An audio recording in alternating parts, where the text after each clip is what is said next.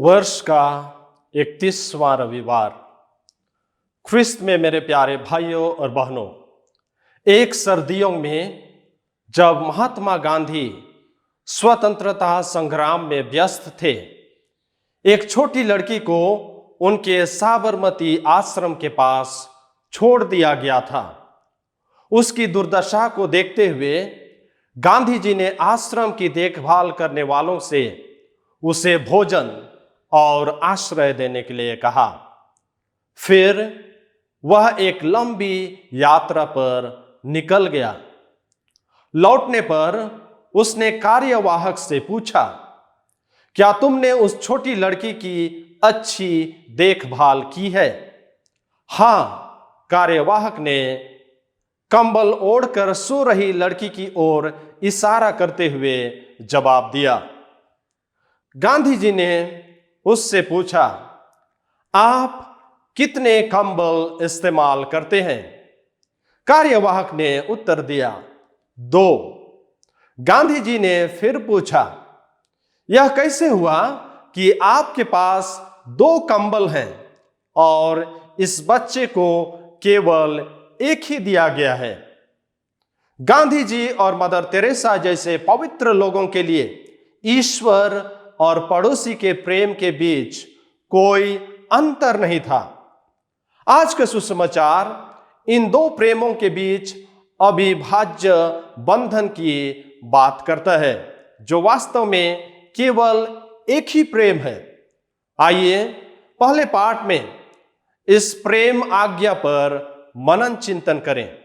पहले पाठ में हम शेमा इस्राएल या इस्राएल के बारे में सुनते हैं, जो यहूदी समाज के लिए दैनिक प्रार्थना बन गया है।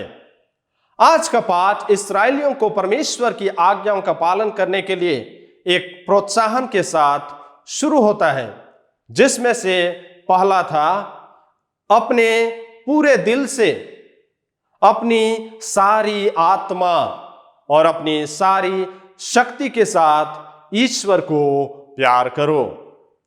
हिब्रू विचार के अनुसार हृदय, आत्मा और शक्ति का अर्थ अलग अलग नहीं है, बल्कि व्यक्ति की संपूर्णता में एक ही है।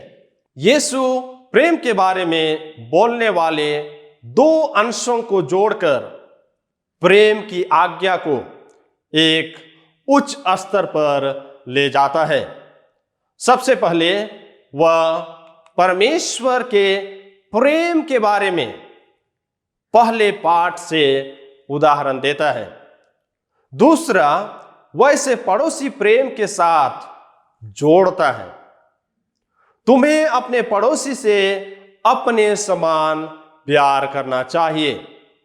यीशु ख्रिस्त का मतलब था कि ईश्वर का प्रेम झूठा है यदि यह पड़ोसी के प्रेम की ओर नहीं ले जाता है, और पड़ोसी का प्रेम स्वार्थ और आत्म प्रेम है यदि यह ईश्वर के प्रेम से उत्पन्न नहीं होता है। नए नियम में यीशु के प्रेरित इस प्रेम की आज्ञा पर लगातार जोर देते हैं। संत यूहन्ना लिखते हैं कि अगर कोई कहता है कि वह ईश्वर से प्यार करता है और अपने पड़ोसी से नफरत या बैर करता है, तो वह झूठा है, क्योंकि जो अपने भाई और बहन से, जिसे उसने देखा है, प्रेम नहीं रखता, वह परमेश्वर से, जिसे उसने कभी नहीं देखा है, प्रेम कैसे कर सकता है? इसी तरह याकूब कहते हैं, कर्मों के बिना विश्वास मरा हुआ है।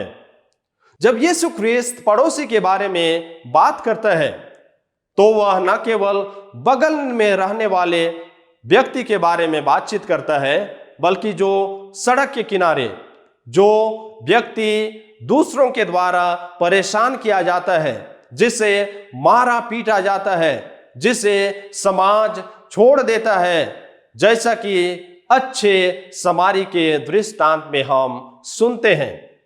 मेरे पड़ोसी बीमार और पीड़ित, गरीब और शक्तिहीन, मित्रहीन के प्रति मेरा दृष्टिकोण क्या है?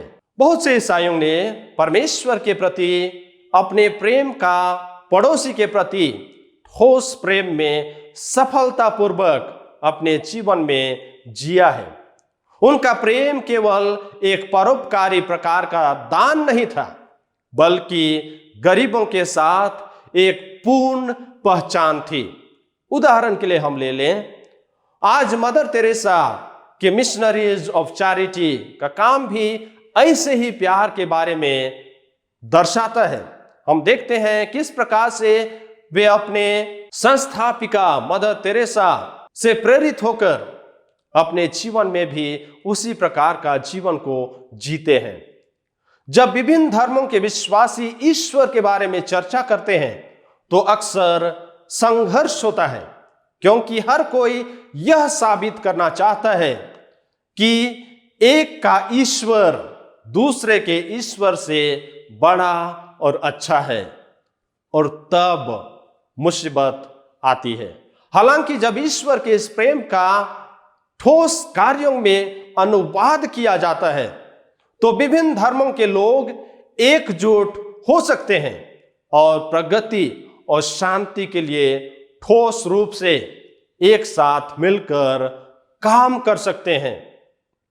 प्यार एक दूसरे को एक साथ जोड़ता है। मैं अपने पड़ोसी की सेवा करके परमेश्वर के प्रति अपने प्रेम को कैसे फलदायी बना सकता हूं? हमें यह नहीं भूलना चाहिए कि ईश्वर का प्रेम और पड़ोसी प्रेम दो नहीं बल्कि एक है। और यदि हम ईश्वर के प्यार को अपने जीवन में अनुभव करते हैं और सचमुच हम उस प्यार को एक दूसरे के बीच में बांटना चाहते हैं तो हमें ईश्वर की आशीष और कृपा की कामना करने की आवश्यकता है।